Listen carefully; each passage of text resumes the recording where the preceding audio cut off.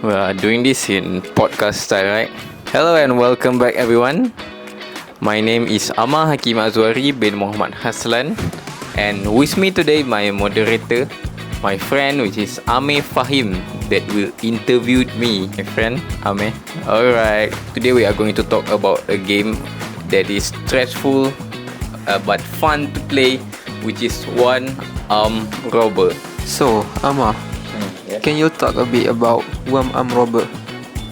Actually, to me, One Arm Robber is a fascinating game and a fascinating case study.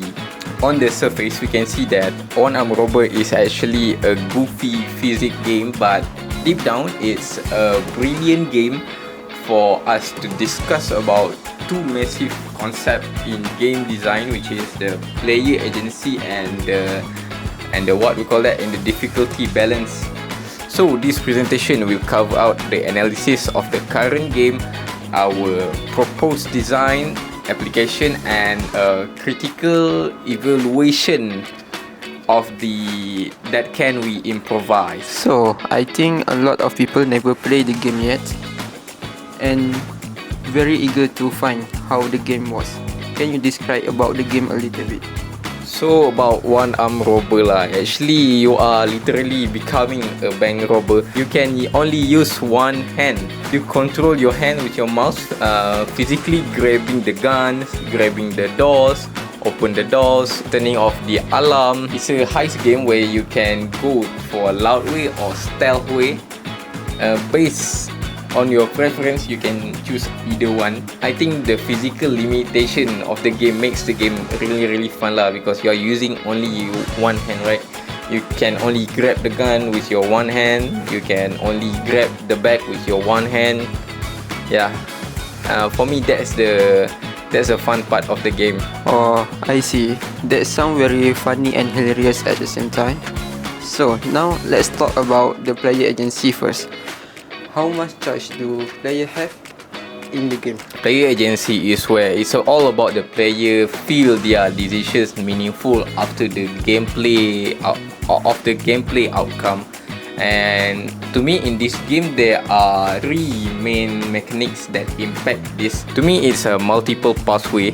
A multiple pathway in this game is actually where you can, like I said before, where you can choose either to do the heist in a loud way, or you can go with a silent way, or in the stealth way. You can trigger the alarm, you can use lockpicks, and you can shoot someone out from outside or inside just to trigger the guards, you know what I mean. So the second one, we have the build customization. Build customization is where before the game starts, you can customize and buy the ammunition. You can buy silencer, you can choose your gun, you can choose your equipment, you can choose drills or any equipment that you think can help you through the game. That sounds very fun. However, I think the game is very easy.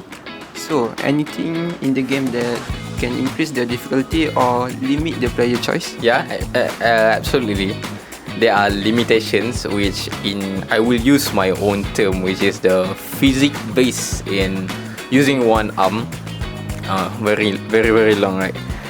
If we look at the formal design theory, there are 5 path model, which is to make decisions, decision using tokens over resources. But in One Arm Robber, there are only tokens, which is the only using one hand thing, which is you cannot shooting the police while you are holding the bag. You cannot trigger the alarm while you are holding your guns. You cannot disturb this if you are holding something. You cannot using drills if you have something. I think that's a clever limitation, but that part also give the player fun. The excitement of the game comes from that. Okay, now you get my attention because that sounds very interesting. Yeah. But I have one questions. How does that tie into the difficulties balance? So actually, the game challenge is structured around the word where we call a term where we call resources management and enemy design. The main resources in the game are time, ammo, the bag space, because you have a limitation for the space of the bag. You cannot You cannot just put all the money in the bag. You cannot just put all the goals in the bag. Your difficulty spikes when the bag is full and you need to go to your van, and the police is surrounding you, and you are using your hand to carry the bag, and you need to use your gun. I think that's the thing that affect the difficulty balance in this game. Now let's talk about progression and onboarding handles. How about it? What do you think? For me lah, from what I remember, the game tutorials and onboarding are very minimal. To me, you learn by failing this game. Like you failing, oh there's a police, the police will be waiting there. Oh, there's a laser trip right there. As for level progression, the game scales by making the bank higher and larger. And for the next stage, you just will get the larger bank, larger house, and little ammo, and you will have heavily armed guards. And the difficulty, I can feel it a bit static lah actually. If you mess up even once, you are instantly punished by a massive wave of police. Also, will be massive enemies will surround you. Massive amount of enemy will attack you. So now let me put you into a situation where you are the lead designer. Right. What would you improve in the game? To me, there are lots of things that I can improve in the game, but one of the things that I would like to say today is when you are using stealth way, it's a very limited. You are in a very limited choice. I would like to introduce the environmental hacking tools. You have a tools where you can hack the system, or you can hack the alarm, so you don't have to do all the things manually. You have to pick this thing, you have to cut the wire, and you have to do this, you have to do that. So it will be much easier, and it will add more fun to me. You can turn off the light, and you can do all the things that you need to do manually now. Do you have any other idea to improve the game? Sure, I have one, which is using a multi-tool attachment, because sometimes I found myself crashing out in this game. I found myself having headaches. Playing this game, but it is still fun.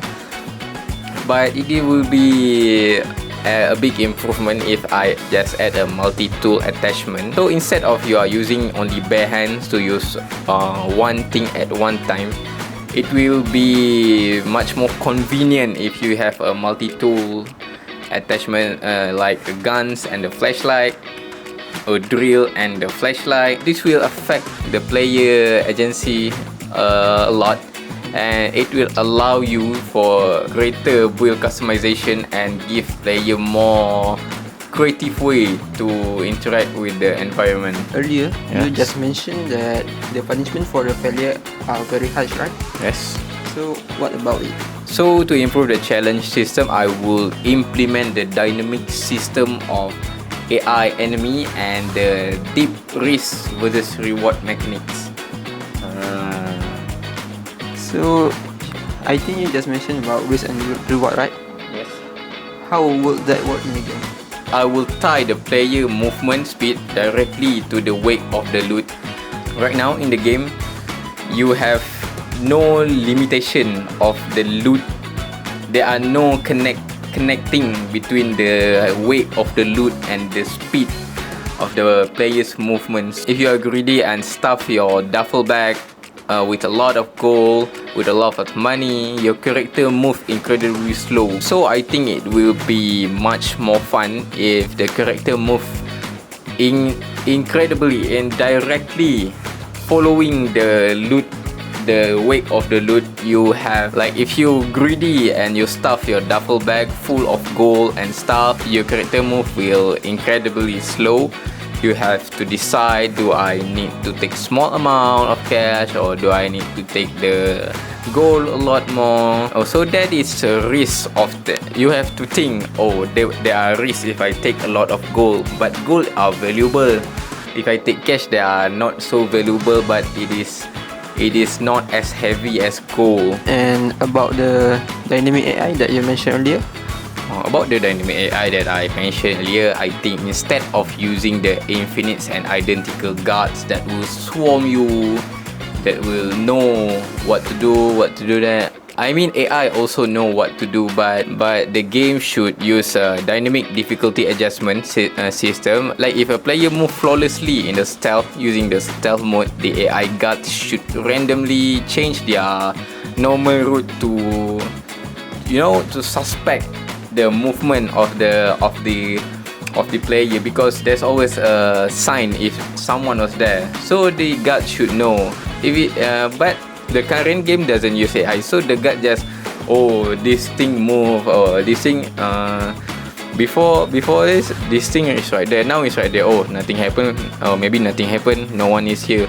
So if we implement the AI, I think the guard will change the route, and it will adding more fun, adding more spice to the game. Same thing also with the SWAT team. I think there are no difference with the SWAT and the police and the guards. They are both using, the SWAT is only using a heavily armored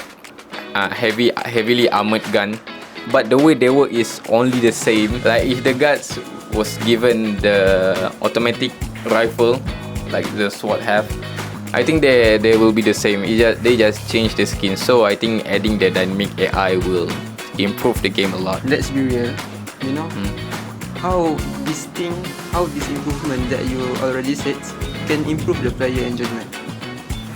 Okay, let's go back to the basic, which is the MDA framework, specifically the expression and challenge aesthetics. Expressions come from the dynamic that encourage individual user to leave their work, to leave their mark on the game. So by adding the hacking tools and arm attachment, we allow the player to express their own unique and their high styles. I think it shifts the game from a rigid puzzle to a more creative sandbox game.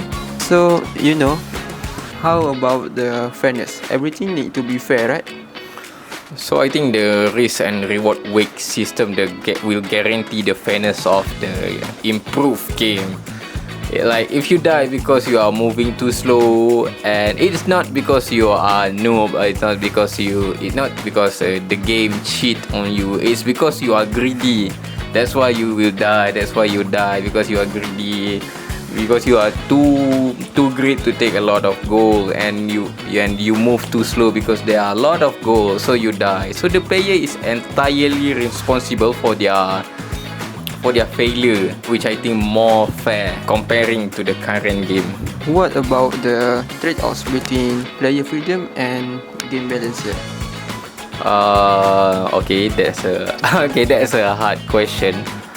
So in my opinion, if you give the player too much freedom, too much power, so the player will overpower, it will destroy the challenge aesthetic of the games. I think we can balance this by making the attachment expensive or giving them battery limits.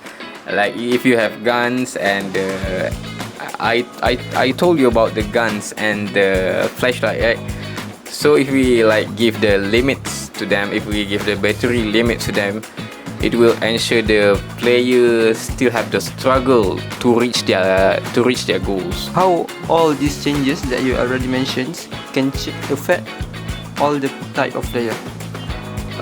There's a big difference in a response between the natural and the hardcore player. The casual player will love the AI dynamic scaling because it will prevent them from getting frustrated if they will accidentally trigger an alarm.